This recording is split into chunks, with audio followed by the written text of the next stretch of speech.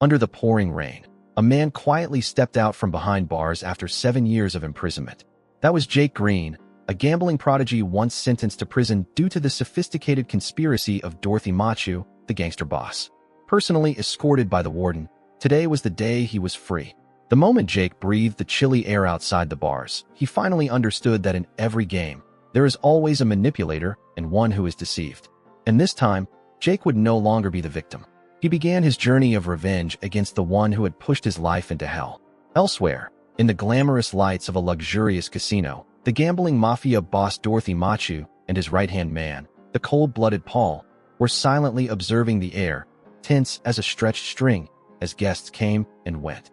At the same time, on the other side of the city, Jake and his group were preparing to set off. In the car, Billy, Jake's brother, constantly doubted whether their coming here this time was the right move. But Jake only replied that there were debts that needed to be settled. Jake's vague, suggestive words made everyone fall silent. Soon after, the car stopped in front of a familiar building, the biggest casino in the city. Without hesitation, the whole group stepped out. They didn't know that destiny had brought them back to confront their old enemy, Dorothy and his underlings. The casino staff quickly recognized Jake and immediately led him and his group to the top floor. When the elevator doors opened, Jake suddenly froze. A flicker of hesitation crossed his eyes, because in prison he had inadvertently developed a fear of confined spaces. But then, Jake suppressed his fear and decisively stepped inside. The elevator stopped at the top floor. However, the casino staff announced that only 2 people were allowed to proceed. Thus, only Jake and Billy advanced further inside. Not long after, Jake encountered an old acquaintance, someone he once considered whose turn was almost up in this game of life and death. The other person appeared astonished to see Jake still standing strong and having left solitary confinement. In prison, he asked Jake what he was here for, but Jake didn't answer. Instead, he proactively sat down in the empty seat the man had just vacated, then calmly faced Dorothy. Jake deliberately lost and appeared weak, making the man complacent. However, immediately after, Jake unexpectedly played Dorothy a trick, causing the boss to lose several $1 million in cash, making Dorothy extremely angry but unable to do anything to him. After that, Jake and Billy put the money in their bags and casually left. At this moment, a man approached and handed him a business card. He said that Jake was in danger and that he could help him. As Jake was wondering who he was, he decided to take the stairs down. But then, a sudden pain struck, causing Jake to collapse, his whole body hitting each step hard. Meanwhile, Dorothy was still seething with rage from Jake's public humiliation. He vented his anger on Paul, then immediately ordered a manhunt for Jake's group.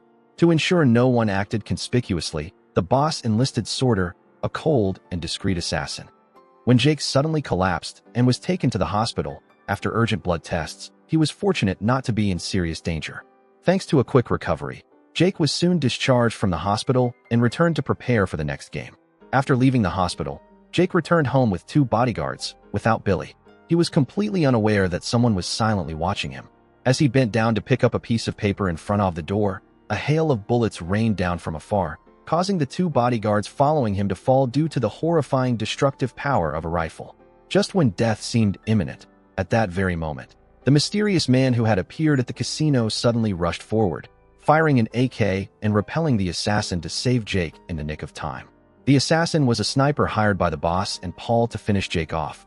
Upon receiving news of Sorter's failure, Paul immediately reported to his boss, enraging him to the extreme and making him unable to believe that a professional assassin could miss the target. After the failed assassination attempt, Jake was taken by the mysterious man to a bar, where he was introduced to Avi. This guy, a mysterious member of Zach's gang, revealed that he and Zach had secretly obtained Jake's health check results and informed him that he only had 3 days to live due to a dangerous blood cancer attacking his entire body. While Jake silently observed the medical records, Avi said they would help him fulfill his last wish before he kicked the bucket, but nothing was free.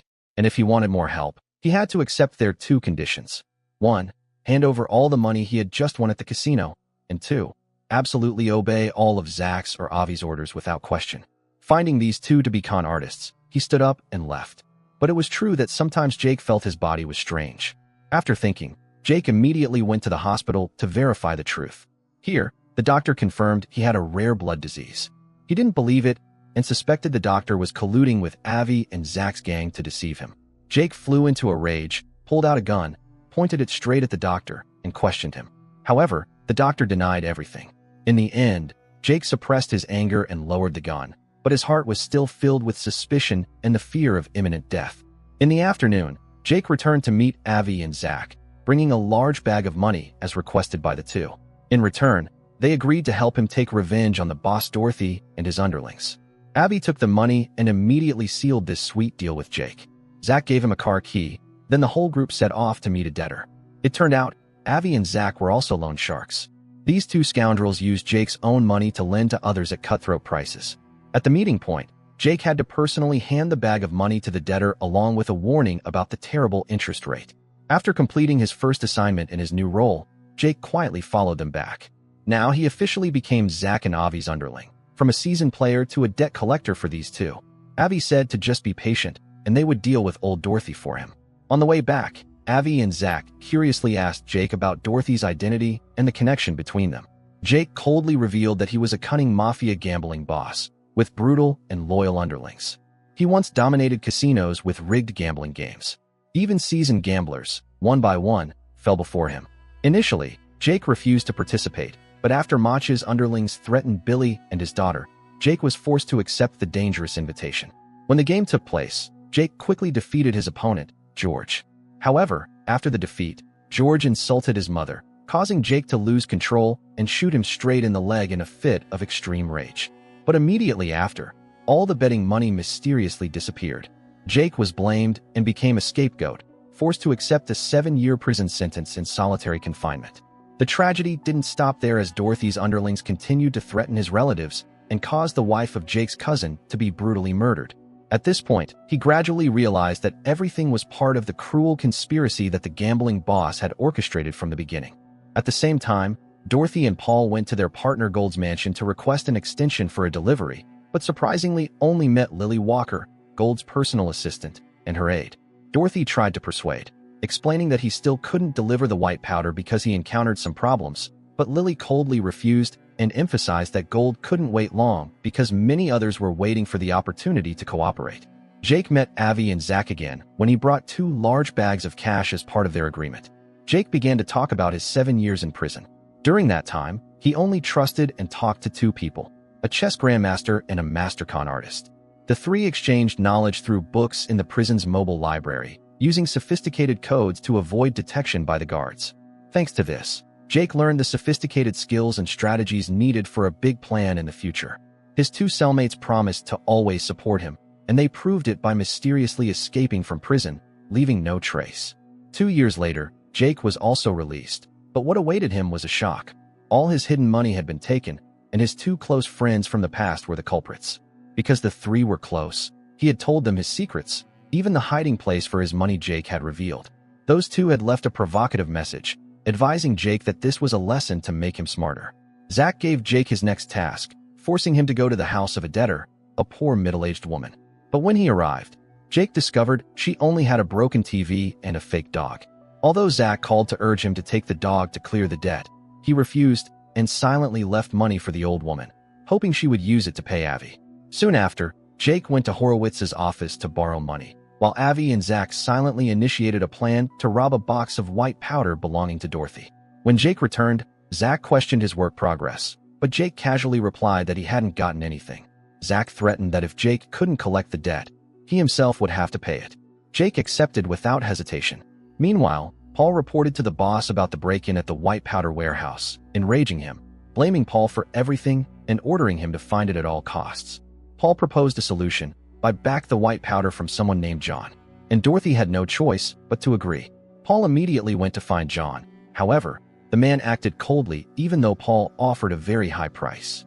When negotiation efforts failed, Paul sought to cooperate with one of John's underlings, but this was quickly discovered by John. Knowing well that John wouldn't agree to sell him drugs, Paul assigned one of Machu's trusted underlings, named L, to meet Gong, John's underling, to carry out a secret transaction at a hotel, exchange a large sum of money for white powder. Meanwhile, Jake, along with Avi, Zach, and a woman named Doreen, had disguised themselves as cleaning staff, sneaking into the hotel through a room located between Gong's and L's rooms. By drilling a hole through the wall and spraying anesthetic gas, they knocked out both sides, then quickly broke in and took all the white powder, not forgetting to swipe the money and luxury watches before retreating safely. The next morning, when Jake was taken by Avi and Zach to Horowitz's office to collect a debt, he suddenly received a phone call from Billy. Billy called to warn Jake to stay away from Avi and Zach, because both were actually henchmen of the notorious Mafia boss Gold, a mysterious and formidable boss who had never shown his face. Jake listened silently, then hurried into Horowitz's office. At this moment, he witnessed Zach coldly pointing a gun and shooting a man dead, then ordering Jake to shoot an employee to extort money. Although reassured that he only needed to cause a minor injury, Jake still refused. When Avi approached and forced him, Jake suddenly pointed his gun at him, but discovered his gun had no bullets, while Avi was holding a real weapon. Realizing he had been set up, Jake immediately went to Billy's house, worried about his daughter. However, Billy replied that the one who needed to worry was Jake himself. Billy had checked Jake's health records and found that the previous diagnoses were completely wrong. Everything was part of Avi and Zach's plan to lure Jake into a trap. Notably, the shot Avi fired at the Horowitz employee that day only grazed him, causing no injury. The money Jake thought was stolen was eventually donated by Avi to a homeless old woman.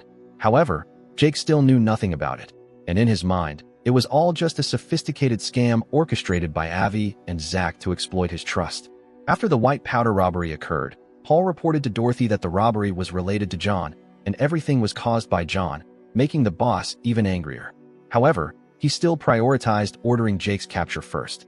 After that, Mach's underlings pursued Jake with all sorts of weapons, but Jake still managed to escape successfully. Strangely, one of his underlings died from his own gunshot. At night, Jake went to meet Avi and Zach. Then, Avi and Zach revealed Jake's evil deeds. Avi said that Jake himself was the one who created the Eddies. It turned out, these Eddies were Eddie A, Eddie B, and Eddie C. Before working for Dorothy, these Eddies had worked with Jake until they could no longer give money to Jake. So, they were forced to borrow money from the gambling boss. Then, he forced them to work directly for him. Despite this, the Eddie group still trusted Jake. They had deceived and betrayed Dorothy. He lent money to Eddie, then that money was given to Jake. It went on like this until Jake became rich. He enjoyed the money from the Eddies, while they tried to find ways to pay Dorothy. Despite being tortured, those Eddies eventually died at Paul's hands on the boss's orders. In other words, Jake could kill people just with sweet words and promises. In another development, while having a meal, Dorothy received news that Jake had not yet been caught when a sudden shooting occurred, hitting a waitress. But surprisingly, she was still alive and intended to attack the boss. It turned out, this waitress was John's spy. Fortunately for the boss, he escaped safely and immediately ordered Sorter to eliminate all of John's underlings. Without hesitation, Sorter acted immediately, wiping out John's entire gang. On another front, Jake gradually began to realize that Avi and Zach were actually his cellmates from prison, but his mind was not at peace due to feelings of guilt. He went to a children's charity and donated money under Dorothy's name, as an act of atonement, but his mind was still in turmoil.